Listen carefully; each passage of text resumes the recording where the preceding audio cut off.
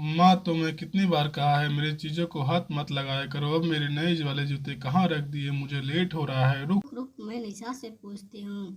निशा, तूने सफाई करते हुए हरीश के जूते तो कहीं नहीं रख दिए? माँ जी, जूते वहीं तो अलमारी में रखे हुए हैं। यह रहे, पर उनके ऊपर चप्पल रखा हुआ है। हाँ हाँ ठीक है, लाओ इधर दो माँ, मैं काम से जा रहा हूँ, रात तक देर लौटूंगा। नाश्ता करता तो जाता है लड़का भी ना, जब देखो जल्दी में रहता है। माँ जी, यह आपके लिए दलिया बना दिया था, आप खा लो, फिर आपको बीपी की दवाई भी खानी है। निशा, तेरे आने से सचमुच मुझे बड़ा आराम मिल गया। तूने काम पर लगते ही पूरा घर संभाल लिया। नहीं तो जब से शुगर और थायराइड की बीमारी ने घेरा है, मेरा शरीर कमजोर हो गया है। वैसे तो गांव में किसके साथ रहती थी? विमला और तेरे बाबा तो काफी समय से झांसी में रह रहे थे। गांव में मैं दादी और चाचा चाची के साथ रहती थी, पर माँ की तबीयत आपको पता है ना, ठीक नहीं रहती, इसलिए मुझे शहर बुला लिया। अच्छा है ना, मुझे भी तेरा बहुत सहारा हो गया। अम्मा जी, वो जो दीवार पर आपकी फोटो लगी है, यह तो लगता है बहुत पुरानी, और आपके साथ यह फोटो तो तब की है जब हरीश 8 साल का था। मेरी ननद की शादी की है, और यह बराबर में हरीश की बाबूजी है। अम्मा जी, बाबूजी तो बाबूजी की याद आती होगी ना? क्या हुआ था बाबूजी को? बिटिया, याद तो उन्हें किया जाता है जिन्हें हम भूल गए हो। हरीश के बाबूजी अच्छे खासे हट्टे कट्टे थे। रात को खाना खाकर सोए, फिर सुबह उठे ही नहीं, अचानक ही छोड़कर चले गए। तब हरीश कॉलेज में पढ़ता था। अम्मा जी, यह क्या, आप रोने लगती? मैंने आपको रुला दिया? अरे नहीं बिटिया, तेरे से बात करके तो मेरी पुरानी यादें ताज़ा हो गई।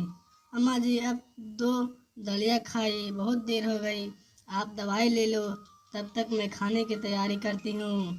निशा, विद्या। विमला देवी के घर काम करने वाली विमला की बेटी थी। कुछ समय से विमला देवी काम कर रखवा दिया था। निशा स्वभाव की बहुत अच्छी लड़की थी, इसलिए विद्या देवी उसे बहुत पसंद करती थी। विद्या देवी का बेटा हरीश एक कंपनी में नौकरी करता था। हरीश की गर्लफ्रेंड कंचन भी उसी के साथ ऑफिस में काम करती थी। एक दिन ऑफिस से आते हुए हरीश कंचन को अपने घर साथ ले आता है।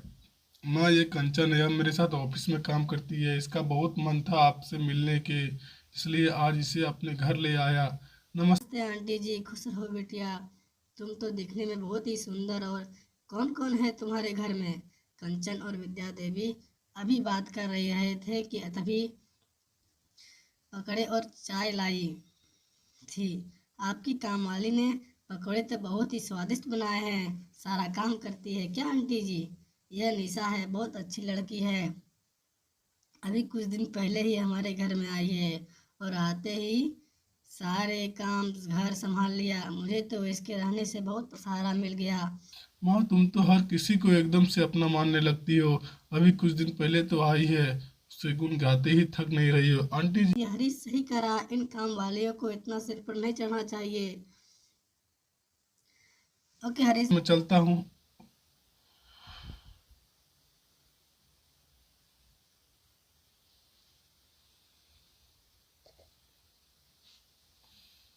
और कंचन की बातें रसोई में आंसू ले आती है, आंखों में आंसू ले जाते हैं। तभी विद्या देवी उसे आवाज लगा देती है। मुझे पता है निशा बेटी, तुझे हरीश और कंचन दोनों कुछ ज्यादा ही बोल गए, पर तू उनकी बातों का बुरा मत मानना। कोई कुछ भी कहे, पर व्यक्ति का स्वभाव ही उसका चरित्र निर्धारित करता है। और मैं जानती हूँ कि तू मेरी दिल से सच्चा से सेवा करती थी। निशा विद्या देवी की हर छोटी चीज का ध्यान रखती थी। उसने तो मानो पूरा घर संभाल लिया था। निशा के आने से विद्या देवी की सारी परेशानियां दूर हो गई थी। पर एक शाम विद्या देवी बहुत चिंता में थी और बार बार दरवाजे की ओर देख रही थी। क्या हुआ अम्मा जी, इतने परेशान क्यों हो? और बार बार आप दरवाजे की ओर क्यों देख रही हो? हरीश नहीं पता कहाँ रह गया, रोजाना ऑफिस से जल्दी आ जाता है। अम्मा जी, आपका फोन बज रहा है, मैं लेकर आती हूँ। हेलो, कौन बोल रहा है, क्या हुआ? यह नहीं हो सकता। हरीश मेरा बेटा कैसा है? बच्चा क्या हुआ? अम्मा जी आप इतना घबरा क्यों रही हो? निशा बेटी, हरीश का एक्सीडेंट हो गया है, पता नहीं मेरा बच्चा किस हाल में होगा, मुझे जल्दी से अस्पताल जाना है। रुकिए माँ जी, मैं ऑटो बुला कर लाती हूँ। विद्या देवी निशा के साथ हॉस्पिटल पहुँचती है। हरीश की गाड़ी का एक्सीडेंट हो गया था, जिसके कारण उसकी बहुत चोटें आती है। देखिए माता जी, मैं आपको झूठी तसल्ली नहीं दे सकता। पेशेंट के पूरे तरह से डैमेज हो चुके हैं, अब शायद हरीश उम्र भर न चल पाएगा। यह सब क्या हो गया मेरे बच्चे के साथ? अम्मा जी अपने आप को संभालो।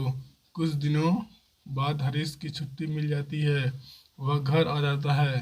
हरीश की नौकरी भी छूट गई थी, इस वजह से वह और दुखी हो जाता है। हेलो कंचन, क्या बात है? मैं तुम्हें पिछले एक हफ्ते से फ़ोन मिला रहा हूँ, मेरा फ़ोन क्यों नहीं उठा रही हो? और तुम एक बार भी हॉस्पिटल में मिलने के लिए नहीं आई। तुम्हें पता है ना मेरा कितना बड़ा एक्सीडेंट हुआ था?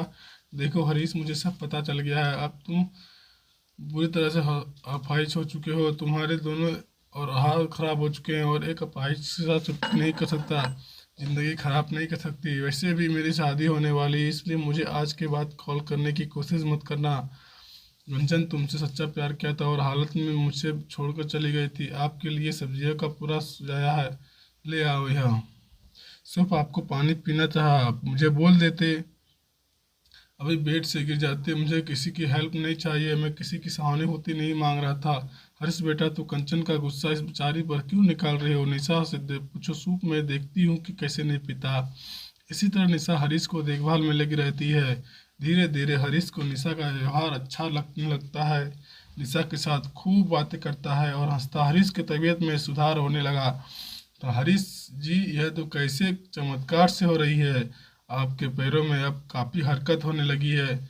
बस कोशिश करते रहिए, समय पर फिजियोथेरेपी के लिए आते रहिएगा और फिर हरीश बिल्कुल ठीक हो जाता है। एक दिन कंचन उससे मिलने आती है।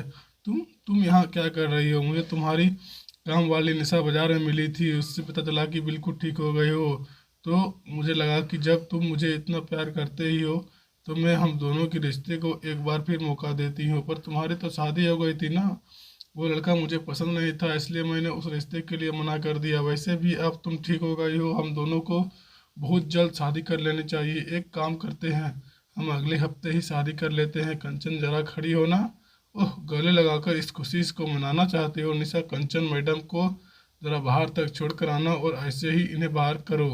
दरवाज़ा अंदर से ठीक से बंद कर लेना। अपने घर पर फालतू की चीज़ें पसंद नहीं कर सकता। तुम्हें तो मैं देख लूंगी। हरीश को तुम मेरा अपमान कर रहे हो और तुम्हें मेरी जैसी लड़की मिलेगी नहीं। याद रखना। कंचन अपना सा मुंह लेकर चली आती है। ठीक ना, तुमने तो किया। कंचन जैसी स्वार्थी लड़की तुम्हारे लिए नहीं बनी। मैं जानता हूँ माँ, मेरे लिए कौन सी लड़की सही है। निशा, हाँ माँ, मैं निशा को अपनी पत्नी बनाना चाहता हूँ और मैं जानता हूँ इसके लिए तुम्हें भी कोई इतराज नहीं होगा। हरीश जी, यह क्या कर रहे हैं आप? माँ, इन्हें समझाइए, मैं एक काम वाली वर्गी गरीब मजबूर लड़की हूँ। मैं आप लोगों के साथ भला। निशा बेटिया, तुम भी तो एक समझदार, सुंदर और होनहार लड़की हो। जिस तरह से तुमने इस घर में और हमारे दिलों में अपनी जगह बनाई है, शायद कोई और इतना प्यार हमें नहीं दे सकता।